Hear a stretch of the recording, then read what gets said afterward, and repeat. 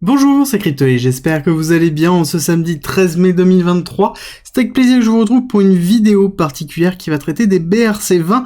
C'est un petit peu ce que vous entendez déjà depuis un certain temps, Ordinals, BRC20, voire même SRC20. Vous entendez des acronymes comme ça qui ne vous disent peut-être pas grand-chose. On va aborder ce que c'est réellement et surtout, on va aller attaquer l'implication que ça a sur Bitcoin et répondre à la question est-ce que c'est une opportunité ou pas pour bien comprendre l'évolution qui en découle et ce qui se passe réellement.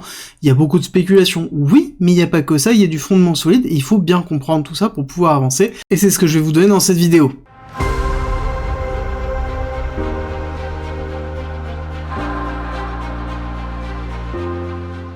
Alors on va commencer déjà dans un premier temps par parler de BRC20 et surtout d'Ordinals.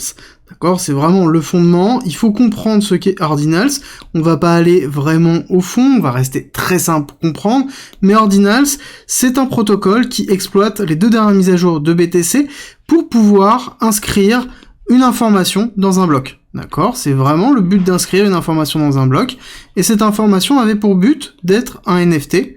Donc c'était un petit peu différent de ce qui est proposé par exemple dans les NFT classiques, dans lequel on avait dans les NFT classiques généralement un lien qui est stocké sur un serveur annexe. Là c'est totalement différent parce que ce n'est pas le lien, c'est directement le NFT qui est stocké dans le bloc de Bitcoin, d'accord, dans un bloc, et est rattaché directement à un Satoshi, donc qui est la plus petite unité divisible de BTC. Donc ça, c'est vraiment ce qui a permis Ordinals. L'avantage de Ordinals, et l'inconvénient, c'est que on peut considérer que c'est quelque chose qui est un peu à part, qui est un peu anecdotique, et c'est ce qui est aussi pris en compte par les différents mineurs et les BTC maximalistes, dans lequel ils considèrent que Ordinals, c'est juste un petit plus, parce que dans tous les cas, les informations qui sont stockées dans les blocs peuvent être à tout moment retirées par les nœuds de validation qui peuvent décider de retirer ces informations qui sont parfois trop grosses. C'est-à-dire que les blocs, au lieu d'être maximisés, vont être peut-être trop importants et donc on va avoir une blockchain qui va continuer à augmenter en termes de taille. Le principe de BTC, c'est de pouvoir faire tenir justement un nœud de validation dans un Raspberry Pi, donc qui est un petit ordinateur vraiment peu coûteux où tout le monde est capable de l'avoir, dans lequel on rattache un disque dur dans lequel on stocke les données, donc les données de la blockchain. Et plus on va avoir d'informations, plus ce disque dur risque d'être important. Et c'était la peur qu'il y avait au niveau d'Ordinals, c'était l'incrémentation de ça pour pouvoir avoir quelque chose qui continue à monter et que ce soit de moins en moins accessible pour le plus de monde et que ça nuise justement à la décentralisation. Bon, en l'occurrence, c'est pas le cas parce que les mineurs et les nœuds peuvent décider de retirer justement les informations et de garder uniquement les blocs classiques et de ne pas garder le reste des informations, donc ne pas avoir justement cette notion d'information supplémentaire. Donc on va avoir 2 choses qui vont se mettre en place, des nœuds légers, donc ce qu'on appelle les nœuds potentiellement dans lesquels il y aura uniquement les transactions, qui sont plutôt les BTC maximalistes, et on aura les nœuds de stockage, donc dans lequel on aura l'ensemble des informations. Donc ça c'était un petit peu l'hypothèse que j'étais prêt à défendre pendant un certain temps, dans lequel c'est ce qui tenait, c'est-à-dire qu'on avait vraiment les 2 idées, donc les 2 types de BTC maximalistes qui défendaient le stockage, l'utilisation monétaire, donc les 2 arrivaient à cohabiter parce que c'était fonctionnel. Ok, maintenant on prend un petit peu de recul. Qu'est-ce que BRC20 ? BRC20 en fait c'est une appellation qui a été dérivée de ERC20. Et là, vous vous dites, je sais ce que c'est un ERC20. C'est très bien. ERC20, c'est quoi ? C'est les tokens qui sont sur Ethereum. Donc ça veut dire que c'est les tokens qui utilisent des smart contracts d'Ethereum pour fonctionner. Et vous allez me dire, mais il n'y a pas de smart contract sur BTC. Et je suis tout à fait d'accord avec vous, il n'y a pas de smart contract. C'est juste l'appellation qui s'appelle comme ça. Mais clairement, qu'est-ce que c'est BRC20. Alors le mieux c'est de vous montrer directement à quoi ça ressemble un BRC20 pour bien comprendre à quel point il y a une différence entre un ERC20 et un BRC20. Pour ça, on va aller voir quelque chose d'important, on va aller faire un petit tour sur la partie Ordinals pour voir les différentes inscriptions qu'il y a pu avoir dernièrement, alors s'il réagit, et vous allez voir à quoi ça ressemble directement. Voilà, ça c'est un BRC20 dans lequel nous avons une inscription qui contient la typologie, donc BRC20, les opérations possibles, le token et les différents montants qui ont été transférés. Et vous avez les différentes inscriptions, vous avez les transferts qui sont effectués, vous avez aussi la partie mint classique, donc là ça veut dire que c'est c'est une opération de mintage, donc elle est créée, donc ça veut dire que le token en lui-même est créé d'un montant de 1, mais vous allez avoir aussi des protocoles qui vont servir de base comme description du token, c'est-à-dire dans lequel vous allez avoir la max supply, vous allez avoir quel est le nom, quel est l'intitulé, quelles sont les informations structurelles, et vous avez tous ces éléments-là qui sont justement stockés dans la blockchain, ils sont instanciés. C'est tout. Ça, ce petit bout de code, qui est d'ailleurs en JSON, qui est un langage qui est le plus utilisé, je pense, en termes de transmission d'informations multilangage, c'est tout ce qu'il y a. C'est uniquement un bout de code entre deux accolades. C'est juste ça. Donc c'est totalement différent de la notion de smart contract qui est présente dans Ethereum.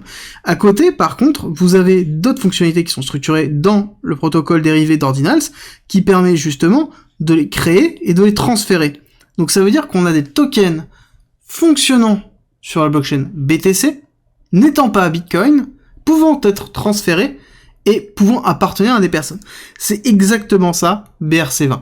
Donc, c'est-à-dire que si je reprends l'exemple de, par exemple, Ethereum, c'est l'équivalent de tokens qui n'ont pas de vie, c'est l'équivalent des shitcoins ou des memecoins qui a absolument rien derrière, mais qui sont transférables. Là-dessus, c'est très important de comprendre, c'est qu'il n'y a rien derrière, c'est du vide totalement. Le seul qui a une validité, pour moi, ce serait Ordi, donc qui est le token qui a été créé pour Ordinals, dans lequel il y a un droit d'accès, donc on doit posséder des Ordinals pour avoir accès à certaines fonctionnalités, et je pense qu'il va y avoir des choses qui vont se développer autour, mais pour l'instant, il faut bien comprendre que les BRC20, il n'y a rien derrière. Alors que si vous achetez par exemple un Ethereum ou un Uni, même on va dire un Uni, donc le token de la plateforme Uniswap, c'est vous détenez une partie de Uniswap dans lequel vous avez la possibilité de faire du stacking, vous avez la possibilité de construire des choses derrière. Vous détenez par exemple du Flux. Ok, bah le Flux c'est quoi? C'est une crypto qui est liée principalement à une blockchain. Vous détenez de la XL. La XL c'est pareil, c'est une crypto qui est liée à une blockchain, dans laquelle vous avez des utilités. Vous détenez du OneInch. Bah OneInch, vous êtes directement membre du DAO qui structure autour de OneInch. Donc là-dessus, on a en fait des applications effectives, et ces applications, elles sont utiles à quoi? D'accord? On n'oublie pas que c'est des applications décentralisées. Qui reposent sur quoi? Bah non pas sur leur token, mais qui reposent sur des SMC, SMC étant Smart Contract. Donc on est vraiment basé sur la technologie Solidity. S'il n'y a pas de Smart Contract, on ne peut pas faire de programmabilité. Si on ne peut pas faire de programmabilité poussée, ça sous-entend qu'on ne peut pas construire d'applications décentralisées effectives. Et ça, c'est très important à retenir. Par contre, quel a été l'impact qu'il y a eu justement sur le cours en lui-même et ce qui s'est passé au niveau de BTC. Pourquoi on en parle tant que ça? Très important de regarder quelque chose qui frappe énormément. Ici, c'est le nombre de transactions non terminées dans la même pool. Ça veut dire quoi? C'est le nombre de transactions dans BTC qui n'ont pas pu être terminées, qui ont été instanciées et qui ne sont pas terminées. Très important, on n'a jamais été aussi haut, notamment en nombre. On n'a jamais été aussi haut. Et si on regarde un petit peu plus, donc on va juste zoomer un petit peu, on voit que ici, cette période-là de mars-avril, on voit que ça a commencé à monter avec la partie Ordinals, et on voit que vraiment à partir du moment où on a eu les BRC, on voit qu'on a quelque chose qui est totalement éclaté. Pourquoi on a eu cette augmentation de transactions qui sont en attente de traitement? D'accord, ça veut dire que il y a trop de transactions, donc on ne peut pas faire des transactions classiques. Bah tout simplement parce que les personnes n'ont pas forcément payé suffisamment de frais pour passer en priorité. On rappelle que BTC, les mineurs, vont agencer les blocs pour récupérer un maximum de frais. Donc plus on va payer de frais, plus on passera dans les blocs en façon prioritaire. Et forcément, étant donné qu'on a une grosse spéculation liée à Ordinals, beaucoup de personnes ont payé énormément de frais pour essayer d'acheter en premier certains tokens pour essayer de gratter justement de la valorisation structurelle autour de ça, mais qui est liée vraiment à la spéculation. Il faut vraiment prendre en considération ça. Et pour vous donner un ordre d'idée, ici, nous avons la total value des fees payées aux mineurs en millions de dollars, dans lequel on a eu un top quand même qui a été dans une journée à plus de 17 millions de dollars, délivrés directement aux mineurs, et là actuellement on est à 5 millions et des bananes. J'ai refait exactement le même graphique, dans lequel j'ai modifié un petit peu la structure en divisant par 24 x 6, qui représente en fait globalement toutes les 10 minutes pour avoir le coût moyen en BTC, parce que là c'est en BTC de chaque bloc de frais qui ont été payés aux mineurs. Et c'est la moyenne, donc là on est en journalière, on a eu une moyenne qui était à 4,47. Alors je vous rappelle que 4,47, ça veut dire que chaque bloc, le mineur qui validait récupérait en moyenne 4,47 BTC, en plus des 6,25 qu'il récupère. Donc il était pas loin des 10,25 BTC sur chaque bloc. C'est une augmentation énorme de combien gagne un mineur, et ça a un impact vraiment très fort au niveau du cours. Alors là-dessus, beaucoup de personnes sont plutôt bullish, se disent que, en l'occurrence, plus on va avoir une utilité de BTC, plus BTC va pousser. Alors là, je suis pas forcément d'accord. Il faut comprendre plusieurs choses. Déjà, 2 points.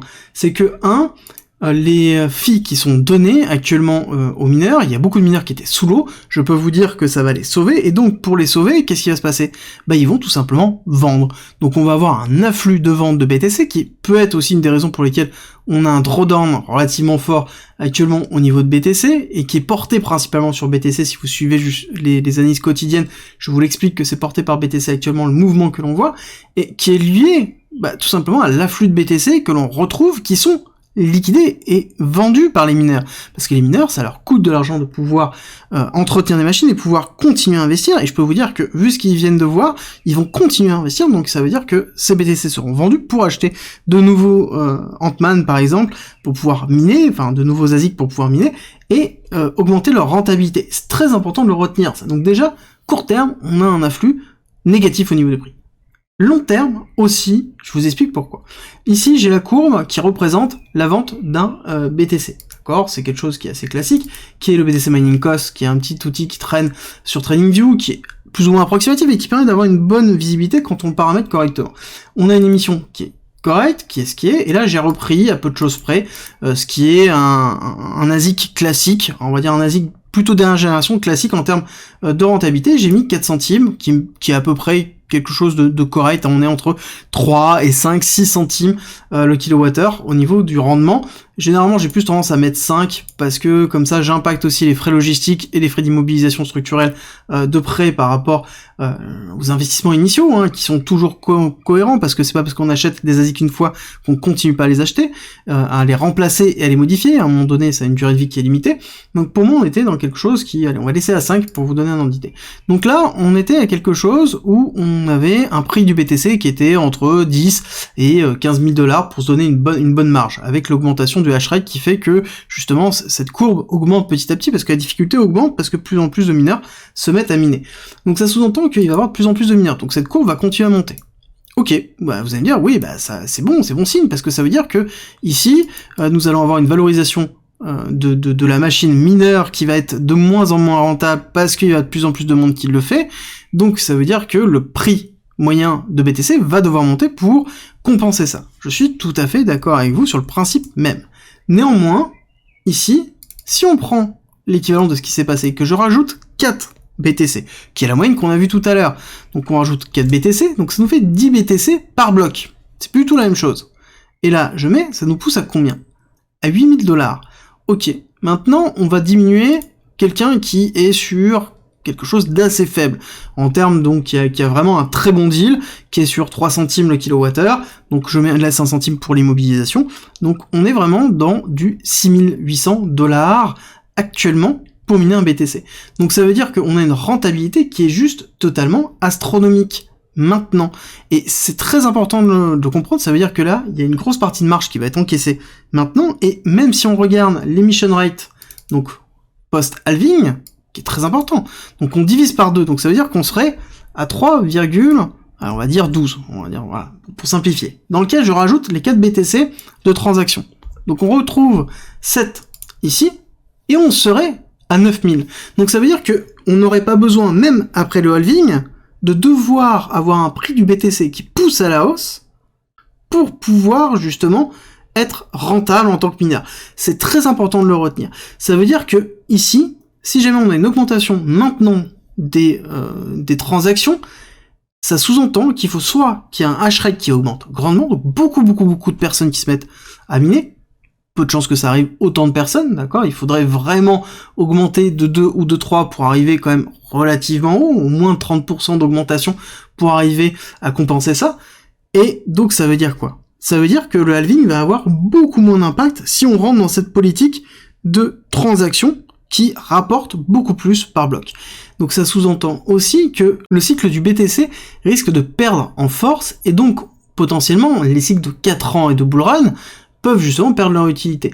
Oui, les transactions sont une solution long terme, mais sont une solution long terme, pour moi, à partir du moment où on se retrouve sur une continuité d'augmentation du hash rate qui continue à travailler, et peut-être sur un cycle encore suivant, c'est-à-dire dans lequel on soit dans une emission rate qui soit dans les 1,75, donc qui soit dans le niveau, j'arrondis, on va dire 1,5, qui soit dans le niveau suivant du halving, dans lequel on rajoute en effet 4, 5 BTC pour l'émission rate, et donc là, oui, on serait dans quelque chose qui serait cohérent, parce que là, on se base sur ce qui est en train d'être effectué au niveau des cartes ASIC, d'accord, mais on a bien vu l'évolution effective du minage, on est en train d'améliorer les performances, donc ça sous-entend que les machines vont pouvoir miner mieux en consommant moins, donc ça veut dire aussi que le hash rate va être compensé par l'évolution réelle des ASIC. Bon, ça veut dire qu'il y a des investissements, il y a plein de choses que je prends pas en compte dedans, pour simplifier vraiment, mais il faut bien comprendre que ça a un impact pas forcément favorable au niveau du cours du BTC, ça sous-entend qu'on peut avoir un BTC qui peut justement diminuer fortement, parce qu'on n'a pas besoin d'avoir un prix du BTC suffisamment élevé pour pouvoir continuer à miner, pour pouvoir continuer à avoir quelque chose qui est décentralisé. Et c'est très important de le retenir pour la suite, parce que pour moi c'est vraiment un tournant, beaucoup de personnes ne comprennent pas ça, sont vraiment bullish sur Ordinals et autres, mais pour le BTC ce n'est pas forcément une bonne chose que ça se mette en place maintenant. Maintenant la question est, est-ce qu'il y a des choses que ça se mette en place maintenant? Là-dessus, je suis pas forcément ultra positif non plus, parce que, comme je vous ai dit, il faut des applications décentralisées et des smart contracts. Est-ce qu'on est capable de les avoir dans Bitcoin? Alors, à certaines limites, oui, on a des choses qui peuvent s'apparenter à la notion de programmabilité, mais on est quand même relativement loin de ce qu'on peut voir sur Ethereum. Donc pour moi, on est quand même relativement loin. Ce qu'il faudrait, c'est ce qu'on appellerait une layer 2, donc une seconde couche qui se grefferait au-dessus de BTC, pour offrir justement de la programmabilité, et ensuite aller inscrire les éléments sur BTC. Par exemple, ce qu'on peut voir actuellement sur Ethereum, avec des ZK Rollup, dans lequel on a la validation d'un maximum de transactions peu cher, dans lequel on intègre les données de validation des transactions, donc une forme de hash rate qui fait appel justement ici à la layer 2, et dans lequel on a une interconnexion qui se fait, et une forme de structuration. Et c'est là où, ici, encore une fois, ça va aller dans cette notion de réflexion qui se met en place, et où les BTC maximalistes, et où la communauté Bitcoin veut aller. Une notion de stockage, une notion de sécurité, une notion simplement de transaction monétaire.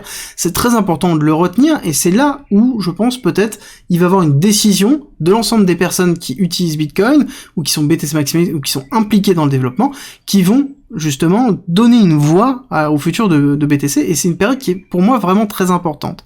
Et comme toute période qui est importante, on se retrouve aussi dans une notion d'opportunité. Alors là, c'est dessus, si vous avez un petit peu compris où je voulais en venir, c'est que l'opportunité ne vient pas sur le fait d'acheter des BRC20, d'accord? Ce n'est pas du tout le fait d'acheter BRC20, ça c'est totalement spéculatif, on est dans une forme de casino. Par contre, qui dit révolution, transformation, dit opportunité. Opportunité viendra sur des projets qu'il va falloir suivre, des projets qui vont se dire que, en effet, Ordinals c'est bien, mais c'est pas assez. Donc ça veut dire qu'ils vont créer eux-mêmes un layer 2, ou une couche, ou une surcouche à Ordinals, pourquoi pas, faut être très large dans l'idée, et derrière, ce projet-là peut avoir une valorisation, parce qu'il peut avoir un token, et ce token sera donc une crypto, qui sera adossée à la layer 2, d'accord, et qui sera elle-même adossée à quoi? Au BTC. Donc là-dessus, on aura des vrais BRC20, mais qui ne seront pas sur la blockchain Bitcoin, mais qui seront sur une layer 2 structurelle. Voilà un petit peu la vision que j'en ai, et peut-être les opportunités qui peuvent être intéressantes par rapport à ça. Ça, c'est un exemple, on peut en avoir plein d'autres. Par exemple, j'ai suivi une autre réflexion, qui est comment porter l'EVM, donc la machine virtuelle Ethereum, sur du BTC grâce aux objets JSON qui sont stockés dans les éléments, donc grâce à Ordinals. Cette réflexion, elle est intéressante. Est-ce que ça a une véritable finalité? Je ne pense pas. Mais en l'occurrence, pour moi, on a vraiment quelque chose qui peut être intéressant par la suite. Mais il va falloir vraiment réfléchir, comprendre et suivre. Surtout qu'on a d'autres petites choses qui se mettent en place. Ces petites choses-là, nous avons par exemple un protocole qui est en train d'apparaître. On en parle assez peu, mais ça commence à sortir, qui s'appelle Stamps. Stamps, c'est la même chose qu'Ordinals, sauf que derrière, on ne peut pas les supprimer. D'accord? La notion de suppression n'existe pas. Donc ça sous-entend que si j'ai un nœud, je suis obligé d'avoir les stamps qui sont notés dedans. Le principe, il est le suivant, c'est que au lieu de le mettre dans le petit bloc de data qui peut être supprimé, je vais diviser en plein de petites transactions une information que je vais stocker dans la clé. Donc ça veut dire, pour ceux qui ont l'habitude, une augmentation des outils EXO. Et le gros problème de ça, c'est pas tant la notion de disque dur dont on a parlé au niveau d'Ordinals, c'est la RAM, donc c'est stocké directement en mémoire vive, et ça peut prendre beaucoup de place, et donc là, la RAM, c'est encore plus compliqué que la notion de disque dur, on peut se retrouver sur quelque chose qui va être vraiment très important. Pour vous donner une image, à quoi ressemble une transaction, justement, Stumps, ça va être quelque chose qui va être comme ça. D'accord ? Chaque petit bout, ici, ça va être un outil EXO. Pour pouvoir stocker l'information qui a été envoyée. Donc ça veut dire que ici, on va, à partir d'un craft, peut-être faire 10 000, 5 000, 1000, 2000, 3000, 20 000, 30 000, 40 000 outils EXO pour pouvoir stocker l'information, et cette information ne pourra pas être retirée par les nœuds. Les nœuds ne pourront pas choisir, ok, est-ce que je veux être léger ou pas. Donc on a aussi des dérives qui sont en train d'arriver, et il faut juste comprendre que nous sommes dans un moment où c'est du test. On est en train de tester, on est en train de comprendre quelque chose, on est en train d'exploiter quelque chose. Est-ce qu'il y aura une finalité ou pas derrière? Ça, c'est la grande question. Et par contre, s'il y a une finalité, c'est là où on a une notion d'opportunité. C'est là où il faut se dire, ok, je vais suivre les différents projets, je vais les comprendre, savoir que si vous avez des questions, posez-les sur le Discord, posez-les moi en commentaire. C'est avec plaisir que j'irai voir les différents protocoles et pouvoir faire, pourquoi pas, une vidéo qui assemblera tout ça. Mais actuellement, on en est encore très loin de ce monde-là. On est vraiment très loin de ce à quoi peut ressembler la suite de BRC20 et la suite de SRC20. SRC20 étant la notion de Storm dont j'ai parlé tout à l'heure. Donc pour moi, on est vraiment très loin, et je terminerai sur quelque chose qui a été dit principalement par Michael Saylor. Donc Michael Saylor, je vous rappelle que c'est l'ancien CEO, mais qui est toujours en board et qui gère toujours MicroStrategy, qui est connu pour avoir fait des achats colossaux au niveau de BTC et de tenir les BTC malgré la chute.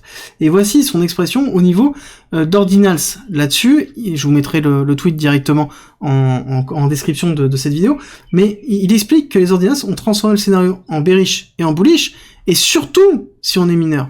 Et c'est très important de le retenir, c'est que pour lui, il comprend bien l'intérêt que ça a. Si vous avez une entreprise de minage qui est déjà rentable, en quelques instants, vous avez doublé votre profit.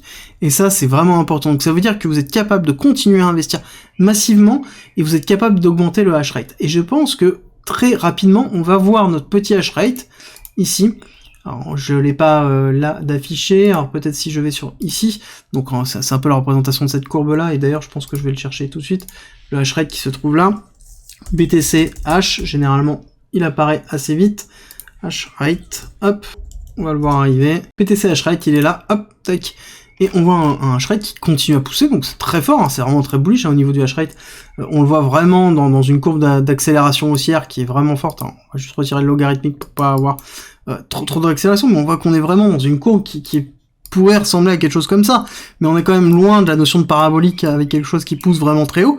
Mais je pense que là, dans les semaines, voire mois qui arrivent, on va avoir une augmentation avec peut-être même toucher les 450 millions justement en termes de difficulté de minage, voire même les 500. Pourquoi pas? Là, ce sera un signal fort en se disant, ok, à ce moment-là, la difficulté est capable de repousser, donc ça veut dire qu'il y a beaucoup de mineurs qui ont commencé à investir, et donc ça veut dire que derrière, on a une augmentation de la décentralisation, et on va avoir une compensation. Si on n'a pas une augmentation de la difficulté, c'est là où il va falloir se poser la question sur la finalité réelle des ordinals, et c'est pareil, là actuellement, on est dans une phase qui est hautement spéculative, donc dans lequel vous pouvez perdre énormément d'argent, et on n'est pas encore dans la phase technologique. Et même quand on rentrera dans la phase technologique, il faut bien comprendre que c'est une phase qui est toujours très compliquée, et dans laquelle il va falloir prendre beaucoup de recul pour comprendre tout ce qui se passe à côté, et c'est là où le risque est important, mais aussi la reward est importante. S'il y a des opportunités, ça veut dire qu'il y a du rendement. S'il y a du rendement, ça sous-entend qu'il y a du risque. Et généralement, n'oubliez pas, les deux sont toujours liés. J'espère que cette vidéo vous a plu et que vous avez compris ce qu'étaient les BRC20. N'hésitez pas à poser les questions en commentaire, c'est avec plaisir que j'essaierai d'y répondre. Et si vous avez aimé, soutenez-moi en likant cette vidéo, ça me fait grandement plaisir et je vous dis à très vite pour une nouvelle vidéo.